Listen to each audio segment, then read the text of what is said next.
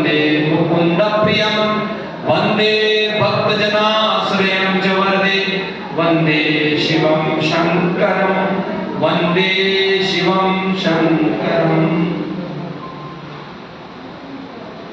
मंच पर विराजमान हमारे परम आदरणीय तिवारी जी भाई साहब, हमारे जोन उप जोन मेरठ के आदरणीय अशोक जी, हमारे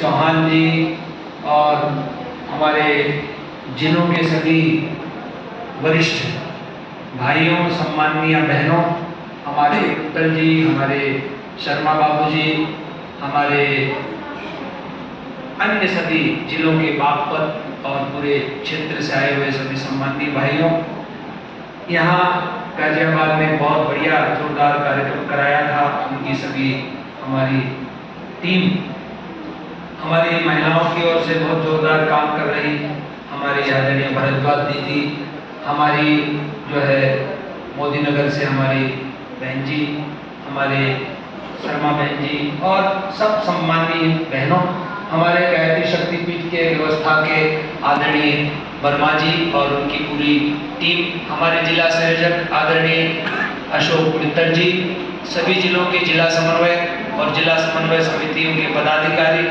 और हमारे प्रत्येक कार्यकर्ता, जिसमें हमारे आदरणीय कुंतल जी जैसे बुजुर्ग भी शामिल हैं, सभी को कोटि कोटि प्रणाम, सभी को नमन।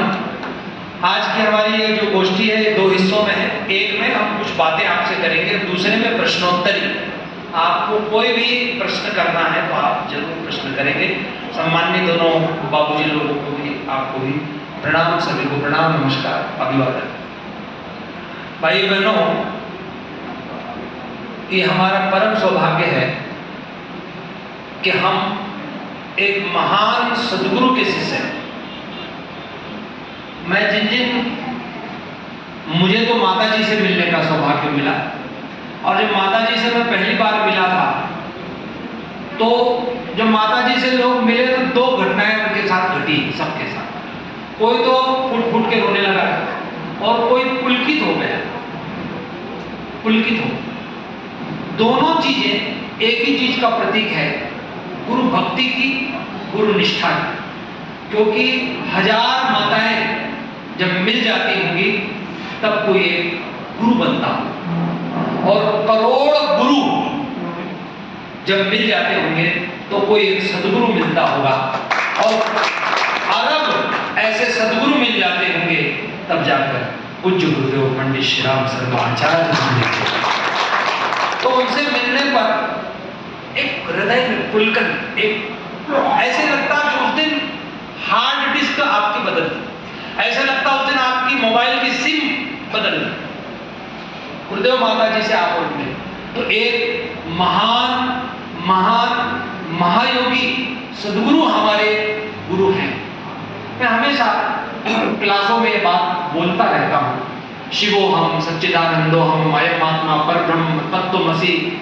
ये बात आपको याद नहीं रहे तो भूल जाए, लेकिन एक बात रोज दिन में 3 बार मैं अपने आप से करता हूं रोज। क्या? मैं ये बात अपने आप को कहता हूं कि मैं गुरुदेव का बेटा हूं, मैं माता जी का बेटा हूं। और महिलाओं को मैं कहता हूं ये बोले कि मैं गुरुदेव की बेटी हूं और मैं माता जी की। ये बात दिमाग में है, और ये बात जब तक दिमाग में रहेगी हम ज्ञानी बने रहेंगे, ज्ञानी। और जिस दिन ये बात दिल में उतर जाएगी उस दिन हम भक्त बन जाएंगे और भक्त मुक्त हो जाएंगे।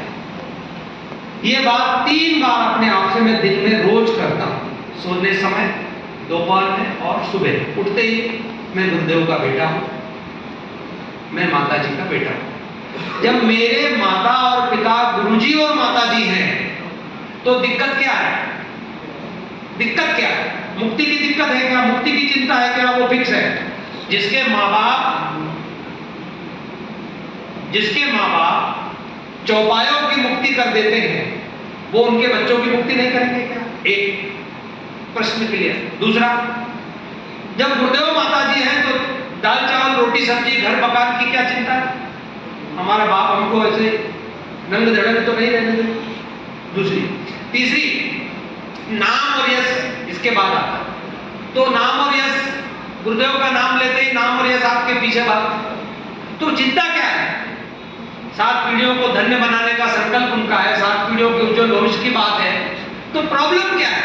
तो ये बात जब हम ये सोचते हैं कि मैं गुरुदेव का शिष्य हूँ, गुरुदेव माता जी मेरे पिता और माता हैं, ये जब भाव आता है तो एक आनंद और दिन भर ऊर्जा, दिन भर ऐसे ऊर्जा आती है। और ये हमको भी पता है कि मरना तो है, ये किसको नहीं पता?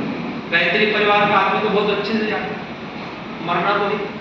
जिसे ये पता है कि मरना है, फिर भी वो पोटलियां बांध बांध कर जी रहा है, वही नास्तिक आदमी है।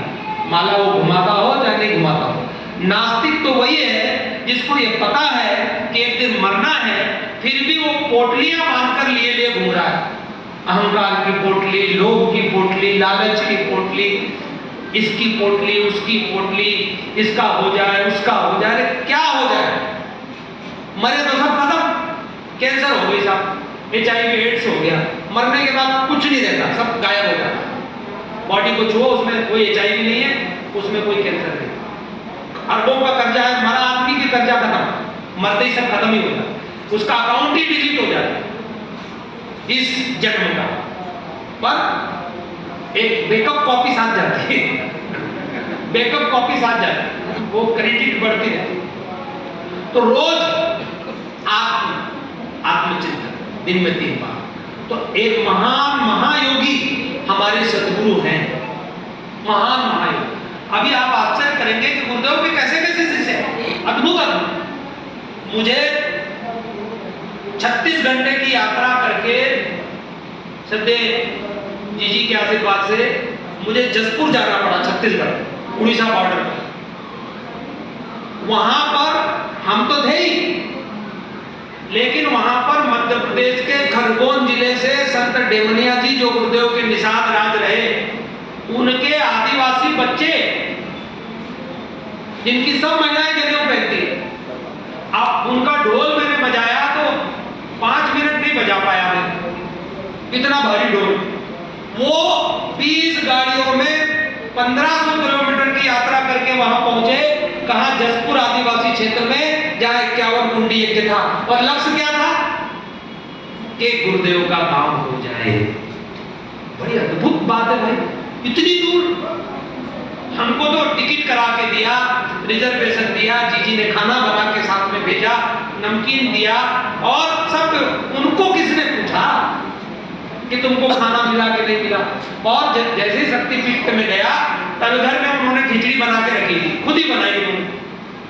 इतने भोले भाले लोग कि रात को 2 बजे पहुंचे बेचारे, तो उन्होंने शक्तिपीठ का दरवाजा नहीं खटखटाया, गाड़ियों के बाहर वहीं रोड के किनारे किनारे सारे सो गए। और सवेरे जब मैं पहुंचा तो नाश्ते का टाइम था, उन्होंने नाश्ता और भोजन एक साथ बनाया था। उनका क्या है? बोले खिचड़ी है। यकीन मानिए वो जो मैंने खिचड़ी खाई उसका स्वाद अभी भी मैं आपको बता रहा हूं, इतना अद्भुत, इतना महान सदगुरु हमारा, इतना महान। किस क्षेत्र में उनकी लीला नहीं है आप बताओ तो, किस क्षेत्र में उनकी पहुंच और दखल नहीं, इतना महान। दूसरी चीज हमारा सौभाग्य है, उन्होंने इतने महान सदगुरुता ही नहीं दिखाई हमें कि हमको सदगुरु मिल गए और हमारी मुक्ति वो ही नहीं, उन्होंने जग के कल्याण के लिए भी महान योजना बनाई, युग निर्माण, और उसका हमको सहयोगी पार्ट बना दिया। ये दूसरा हमारा सौभाग्य है। इसलिए हम अपनी भावना और निष्ठा को मजबूत करें और इतने महान सदगुरु से जुड़े होने को गौरव करें, गौरव महसूस करें। ये कर रहे हैं या ये कर रहा है या वो कर रही है या वो करेगा या ये नहीं कर रही है या उसने, वो छोड़ो। What I am doing, बोलो गायत्री माता की, सोने नहीं दूंगा।